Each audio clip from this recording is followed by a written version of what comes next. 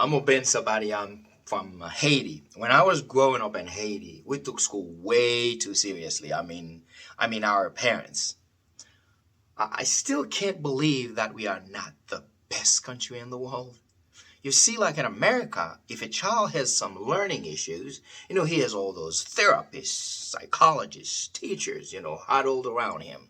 Like, Blake, you can't punch the computer. Blake, you cannot slap your teacher. Blake, Blake.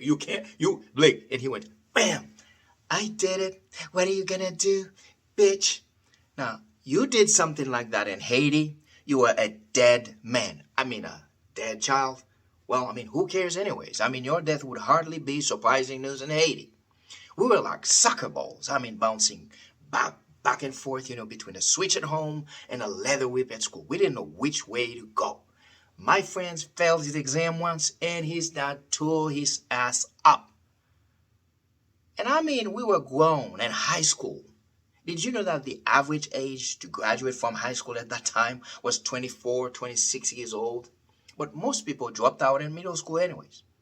But some guys, even after they had already moved on, built families and everything, but they would regret not graduating from high school. Well, we didn't have adult education in Haiti. We didn't have GED. So we used to have 45, 50-year-old men in classroom with the rest of the students, both in middle and in high school. Now, they were not exams from that teacher's whip. So you and your dad, would get up in the morning, head on to school together, holding hands in uniforms. And frankly, that was the only time you could actually fail an exam and not get an ass whooping, because thank God you wouldn't be the only one failing an exam at that house. It was humiliating, man. The teacher got your hands on the wall, your pants pulled down. We had that cute little teacher. Her name was Miss Bernadette. She's like, hey, you two in the back. Yes, you, Mr. Claude, and your son. Go to the wall. Pull your pants down. Do you want me to do your face, or do you want me to do your son face? Honestly, I might have enjoyed it a little bit, if she were using her hands. But that leather whip, man, she was mean. And nobody even bothered to try to figure out why we couldn't pass.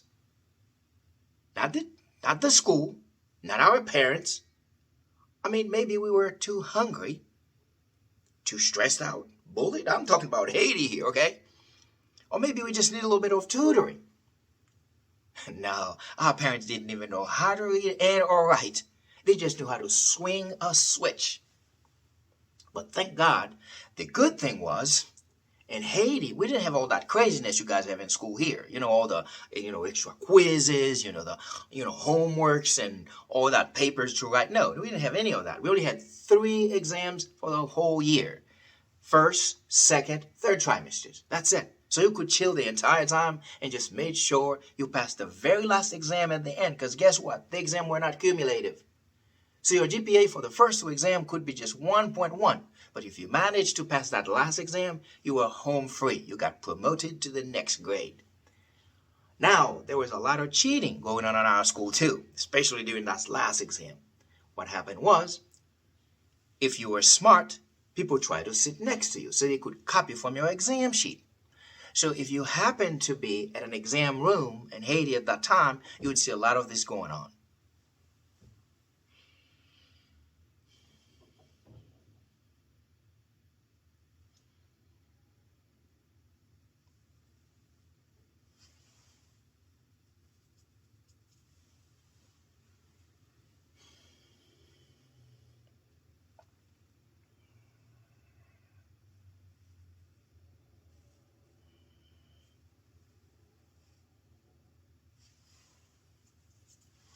Now, if that happened to be a girl you liked, you would actually quickly take the exam for her and you would sneak it under the bench to her. So that's why during exam time, we always had extra pieces of papers in our pockets. So all she had to do was just copy everything onto her exam sheet. I mean, basically, everybody was trying, everything possible to avoid that ass whooping from their parents. Now, just so you know, our parents did mean well. They just wanted us to be smart, to be doctors, to speak French. Oh, French, French, French. When I was growing up in Haiti, French was a big thing. If you spoke French, we automatically believed that you were more intelligent. And Haitian girls loved guys who could speak French unless they were broke. And now, talking about broke guys, when I was growing up, guys were divided into three different groups. The first one was the money group. I mean, obviously, they were the guys with the money. But that group in Haiti was very small. They had the jobs, the cars, the businesses. They were the older guys. But when it came to girls, they had first dibs because they could take girls out shopping, pay for stuff, take them to places like the movies, the beach. Then the second group was what I called the true bachelors. They were the guys who were physically fit. The good, the young, good-looking guys, the tall guys with the long dicks. And honestly, that group did most of the fucking in our school. Because even though the money group got to pick first, but when the girls wanted some real fun, they would sneak out with the true bachelors. Now we have the third group, the largest, most diverse group. My group, unfortunately, we were the loser bunch. So we were the broke guys, we were the guys who tried to compensate the physical shortcomings by learning how to speak French. We were the exam takers, So here's the situation. The guys from the money group were always dumb as shit. I mean, at least in school. I don't know why. Maybe they were too busy, taking girls out shopping. But they never knew shit. I guess they didn't have to. But when the exam come around, they couldn't help the girls out. Now, the true bachelors, they had been in class with the rest of us the whole year. But they were too busy fucking around, so they couldn't stay focused to learn a damn thing. And listen, I'm talking about chemistry, physics, mathematics here. That's hard stuff. So that left us with the third group, the loser group, right? The loser bunch. Well, we didn't have to take girls out shopping or to the beach. We didn't have any fucking to do for the entire year. We only had one focus, school. We were freaking smart, man. So what usually happened was, girls that would never, ever, ever, ever, ever talk to us would start befriending us just a few days before the exam. Just a few days. And of course, we are the losers. So we're like, oh, you want to be friend with me? I'm so happy. But you were only in the friend zone, And the crazy thing, it wasn't even like a long-term friend zone. It was a very short, temporary friend zone. Because guess what? As soon as we turned in that last exam sheet, that friendship was gone, over. I remember that girl. Her name was Darlene. Fine as hell. I happened to be her exam taker. Before exam day, of course, we went over the drill, of how everything was going to go down. On exam day, she sat next to me, and I felt really good. And that day, we had chemistry exam. So before I did my exam, I did hers, and I slid it under the bench to her. Then I started working on my exam. She copied everything onto her exam sheet.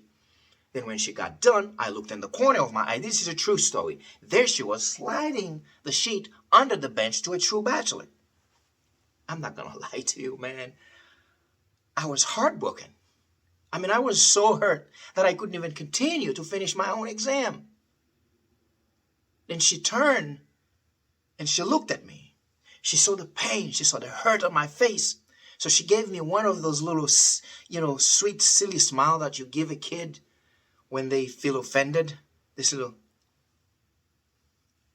And that actually took away my pain.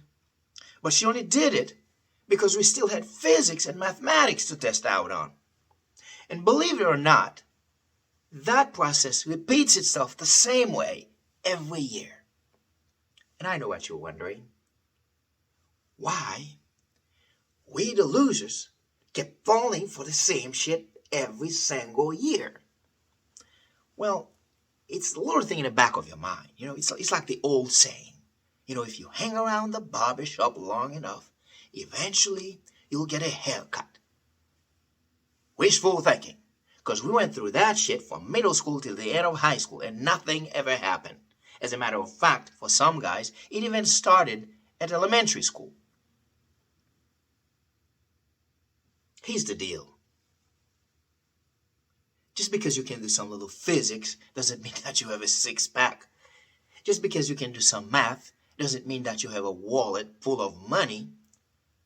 Just because you can say, ma chérie, tu es belle, doesn't mean that you grow 3 inches taller and that your dick automatically grows 2 inches longer. And listen to me very carefully. Now, just because you can do some stupid chemistry doesn't mean that a fine girl is going to look at your short, scrawny broke ass and be like, oh, there's so much chemistry between us. No, the best you will ever be is a loser and an exam taker.